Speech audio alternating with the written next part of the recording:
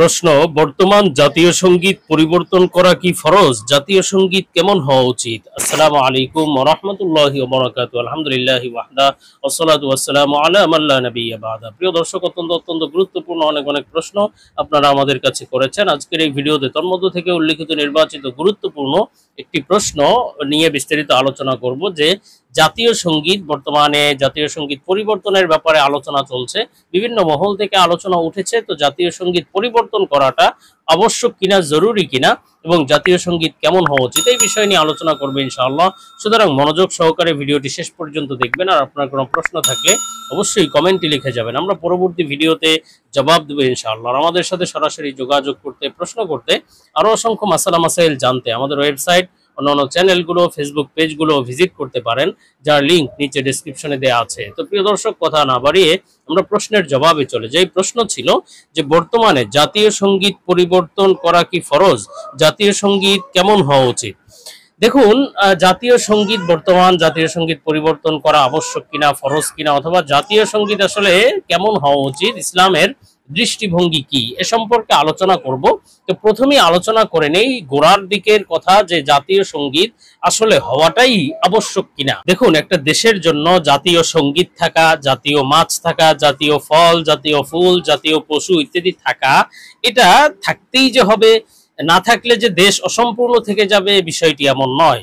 বরং ইসলাম কোনো গানকে জাতীয়করণ করা, অথবা এই বিষয়টিকে অত্যন্ত জরুরি মনে করা, অথবা বিষয়টিকে আবশ্যকীয় বানিয়ে ফেলা, এই বিষয়টিকে ইসলাম নিরুৎসাহিত করে অথবা উদ্বুদ্ধ করে না। সুতরাং বোঝা গেল যে অত্যন্ত আবশ্যকীয়ভাবে জাতীয় সঙ্গীতকে, কোনো গানকে জাতীয়করণ করা, অথবা সবার জন্য জাতিগতভাবে একটা সঙ্গীতকে নির্ধারণ করা, নির্বাচন করা, এটা যে করতেই হবে বিষয়টি এমন নয়। কিন্তু যদি করাই হয়, তাহলে সেই সঙ্গীতটি কেমন হওয়া উচিত, এবং বাংলাদেশের বর্তমান জাতীয় সঙ্গীত আসলে জাতীয় সঙ্গীত হওয়ার উপযুক্ত কিনা, বা সেটা পরিবর্তনযোগ্য কিনা।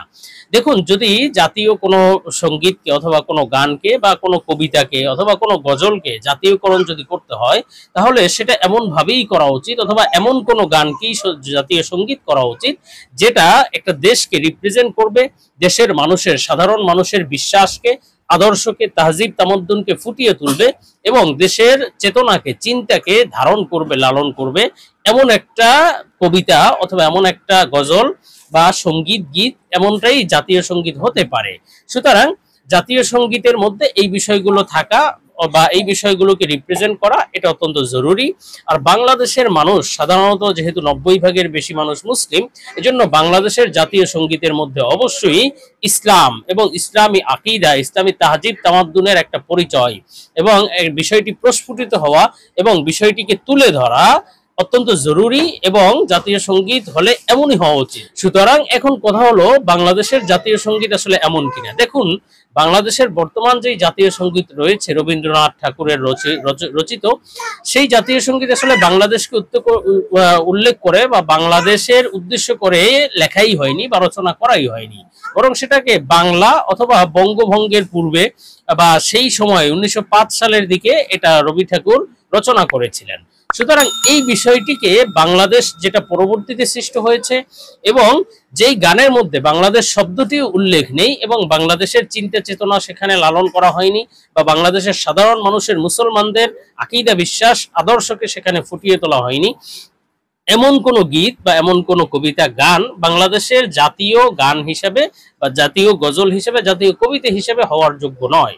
সুতরাং এই বিষয়টিকে এমন ভাবেই করতে হবে, যেটি বাংলাদেশের সাধারণ মানুষের এবং ইসলাম এবং মুসলমানদের বিষয়গুলোকে ফুটিয়ে তুলে, আদর্শকে ফুটিয়ে তুলে, এবং চিন্তা চেতনাকে মজবুত ভাবে ধারণ করে, এমন কিছুই বা এমন কোনো কবিতা, এমন কোনো গীত জাতীয় সঙ্গীত হতে পারে। দ্বিতীয় কথা, আরেকটি কথা হলো যে আসলে যে কোনো গীত বা সঙ্গীত, এটা তখনই জায়েজ যখন তার সাথে বাদ্য বাজনা থাকবে না, এবং যখন তার মধ্যে কোনো শিরকি কথা অথবা কোনো গুনাহের কথা, নাজায়েজ কথাবার্তা যখন না থাকবে। সুতরাং বাংলাদেশের জাতীয় সঙ্গীত যদি করতেই হয়, তাহলে সেই সঙ্গীত অবশ্যই বাদ্যযন্ত্র মুক্ত হওয়া উচিত মুসলমানদের দেশ হিসেবে, এবং সেই সঙ্গীত অবশ্যই তার মধ্যে কোনো শিরকি কথা না থাকা চাই, এবং সেই সঙ্গীতের মধ্যে কোনো খারাপ কথা অথবা ইসলামের সাথে সাংঘর্ষিক কোনো কথা কোনো গানের কোনো কলি অথবা এই সমস্ত কোনো বিষয় না থাকা চাই। সুতরাং বিষয়টি অবশ্যই দায়িত্বশীল যারা রয়েছেন তারা বিষয়টি অবশ্যই দেখবেন, বিষয়টিতে নজর দিবেন।